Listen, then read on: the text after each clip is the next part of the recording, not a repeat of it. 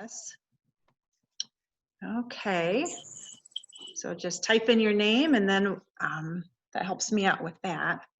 And as you're doing that, I'm going to go ahead and begin my screen share. Go ahead and go back with that. All right, so hopefully you're seeing my schedule that says need to know night, and I have several things listed here.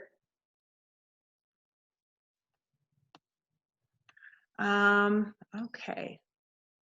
All right, well, we'll go ahead and get started. Thanks for joining us tonight. I'm really glad to have everybody here and thrilled to be able to talk to you finally. It's really different this year with not being able to see parents in the hallway and say hello and goodbye and do all those things that we're supposed to. So this is definitely a different way of communicating about our classroom. So I might sound a little awkward. I'll try to do my best with that. I've got everything on a slide, so I'm going to kind of go through my slides, and this helps me to remember what I needed to cover. Our schedule. So I'll just get started. Our schedule for our class, I just wrote down our specials. This is just so you kind of know. We have PE on Mondays and Tuesdays, so it's easy to remember. Those are the days that the kids will need their gym shoes. We have music on Wednesday and Friday. We'll have art on Thursday. I teach the art. And then on library, that's on hold at this time. I thought that the librarians were going to try to pick out some books for the kids from the school library to put in a crate and share with the classes. But other than that, we have a nice library selection in our classroom. You are always welcome to bring books from home if the kids have some that they would like to bring to school. Just make sure that either their name is in it or somehow it's labeled so that we know it's theirs. Then they can take those back home. I normally don't let the kids take my classroom library books home. It's just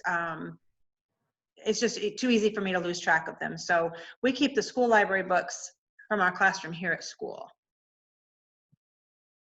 A little bit about me, just to let you know, I have 4 kids. Here's my fam. This guy is my husband right there on the left. The guy in the middle is my oldest son, Joe. They were all at home until this past weekend. I finally became an empty nester. So my oldest son, Joe, he works in Fort Wayne. He just got himself a job at a quarry. That's an aggregate system operation that he's at. So he's working in Fort Wayne, still living at home right now. My 2 daughters, Rachel, she's kiddo number 2, and Leah's kiddo number 4. These 2 girls just moved into an apartment in Fort Wayne together. So they are on a new venture, and I'm trying to get used to not having anybody to say goodbye to in the morning when I go to school. And Ben, he's kiddo number 3. He's also still living at home, working for a construction company here in Kendallville, and just they're all doing really well. We don't have any pets, and that's kind of me in a nutshell, I guess. All my kids went to St. John, so I am pleased to say that all 4 of them came to St. John, and so St. John's been a part of my family for a long time. The next thing I thought I'd mention was our AR accelerated reader and the points and the goals that we'd like to have for that. Oops, wrong slide. For AR, the kids, this is something that we've talked about, and we have not set any point goals yet. The kids will take their STAR reading assessment, if not this week, certainly next week, to kind of see where they are and what level of books that they're reading. We're talking about good level books to be reading during our reading workshop. And so their AR points, we are going to set goals together. The kids and I will sit down one at a time. We will look at how they did on their STAR reading assessment and see what reading level they are at. Then we will decide how many goals or how many points they would like to set for a given amount of time. We could either do a month, or we could go by trimester. We'll probably start small. We'll set some points for a month, and each book is most books are worth a half a point, and we'll talk about how we can reach those goals. I choose those goals. I know I had a slide on this. Okay, there it is, out of order. Well, the goals will be determined by their level that they tested at. And so I just kind of monitor their achievement and encourage them to keep it going, get those points going. At this point, I don't plan on taking a grade for AR points. That is still something that's kind of a fluid idea for me, but right now, that's kind of where we set with that. Going backwards a little bit, Rocket Math. Rocket Math might be familiar for some of you, new for others. You have probably already seen those papers come home, and this is what you're seeing. The kids and I took a speed writing test. Well, the kids did last week. So the speed writing test, what that does, it's just a paper and it has numbers written on it. The kids wrote the numbers in 1 minute. And then when they got done with that, we counted up how many they were able to get. So basically a speed writing test just shows me how quickly a child can write. I gave them examples of how we write nicely and neatly with our numbers, because this was what sets our goal. This number right here, the goal, is what the kids are trying to finish during 1 minute, this part of the test right here, within the box, this part in the middle. And so the kids who wrote really fast for their speed writing test are going to have a higher goal. If they write too slow, we can adjust those goals and see how the kids do as they get on this part. Before they take their 1 minute time test, we spend 3 minutes with each student and a partner, and they get to practice that level that they're on. Right up here, you see addition set A. This was the first one. We just had everyone start on this one.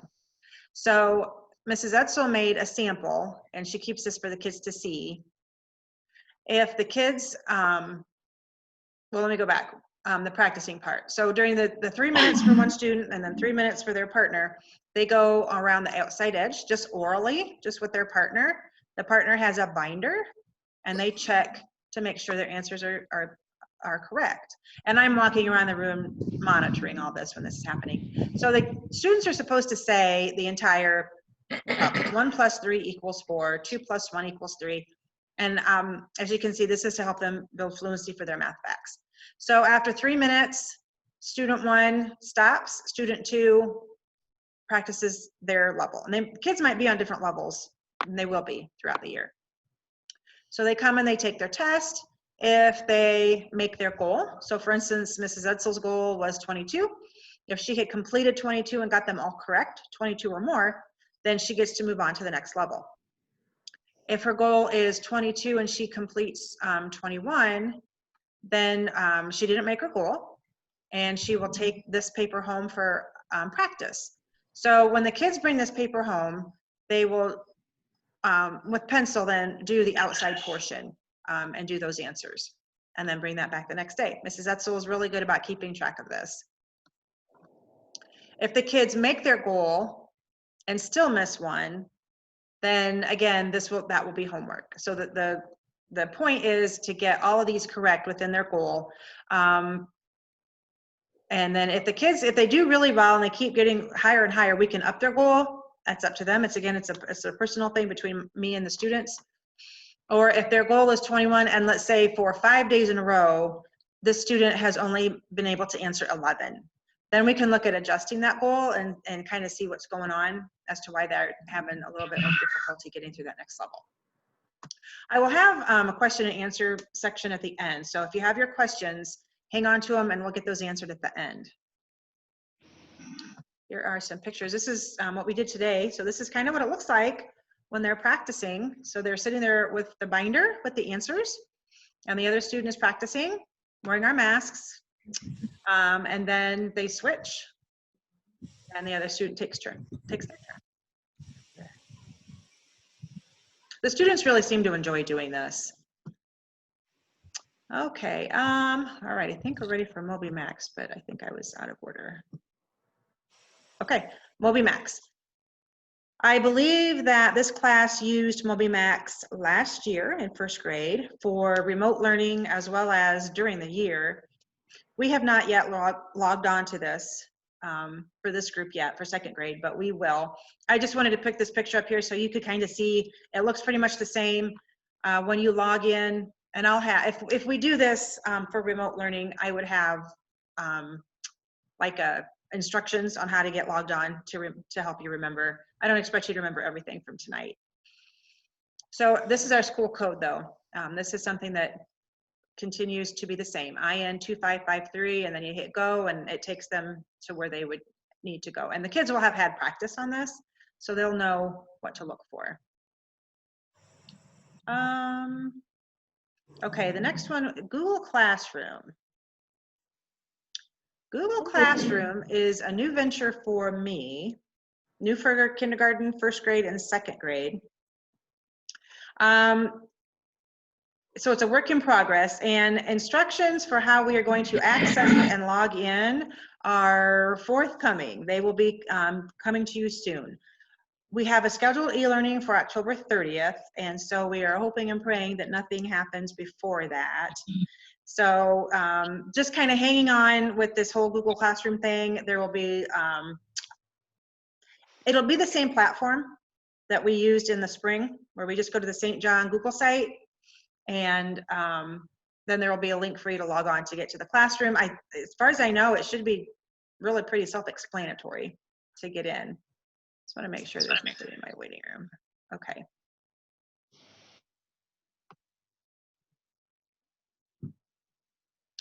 All right, so that'll be just kind of a new and different way. And what that does, the Google Classroom, the reason we're switching to that is because last year, for at least for my grade, second grade, I used the slides, and it was really, the parents liked it, like what I'm doing now. You just can go through and it gives you your assignment, and if there was a link, you could click on it and do the assignment. However, it didn't allow for individual editing. It didn't allow for the kids to do things on the site or on the slides. So hopefully the Google Classroom can allow us to do that. So with that, the Google Classroom, we are going to be switching some of our usernames and passwords. So those of you who are familiar with the AR test, the STAR reading, not the STAR reading, but for the AR test that you were able to take at home over remote learning, there were some usernames and passwords that you had to get onto those. You had a username and password for MobiMax. You had a username for all these different things. So Mr. Walls has kind of combined things so it'd be a little easier. So you would have fewer usernames and passwords. The Google Classroom, MobiMax, and now the AR, for the AR test, those are going to use the same username and password. I will be getting those to the kids. We'll have them on stickers somewhere. However, the passwords for this are unique and private, and so that's something that the kids are going to have to learn. I have not taught them yet. That you know, like for MobiMax, it was your first name for both your username and password. So it would be super easy to get onto somebody else's MobiMax and mess with their settings or mess with their progress. So I showed you, I have an example just to kind of show what to expect to help you kind of remember it. The way this will work, the username is going to be the year they would graduate from St. John, which would be 2027. And then it's the first two letters of their first name and the first two letters of their last name. So Jenny Klein would be J-E-K-L, 27. That's their username. The password then is unique and private. So, and they're not easy ones. It's not like horse or cow or something like that. They're the kids are going to have to learn them. So it would be good. It'll be good for them to help learn the keyboard too. Right now, as far as I know, there is no home access for Renaissance to do your AR test at home. So that's that.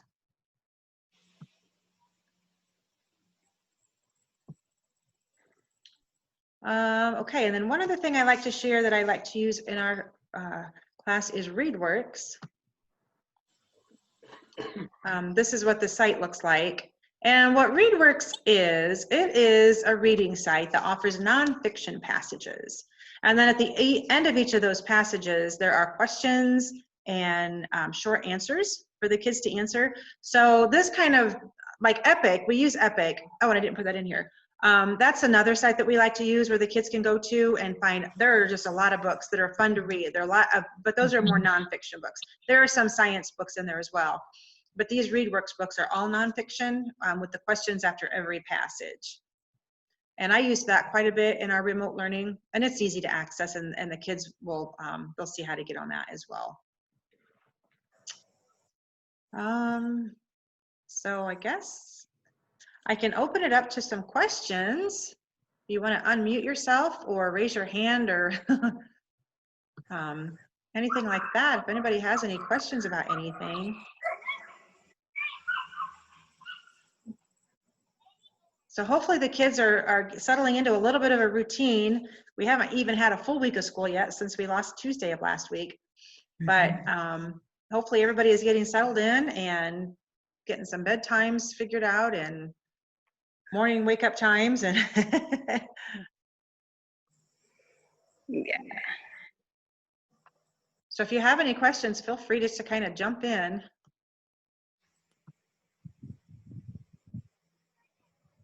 And again, my contact on my newsletter, I have my email as well as my phone. And again, I know sometimes you think of something, 10 minutes from now, you'll think of a question. And so please feel free to send me a text message or a phone call. That's perfectly fine. Mrs. Klein. Yes. I actually wanted to talk to you, not on this, but I would like maybe a phone call, maybe tomorrow. I just wanted to talk to you about something in private. Okay. Okay. Yep, absolutely. All right. Thank you. You're welcome.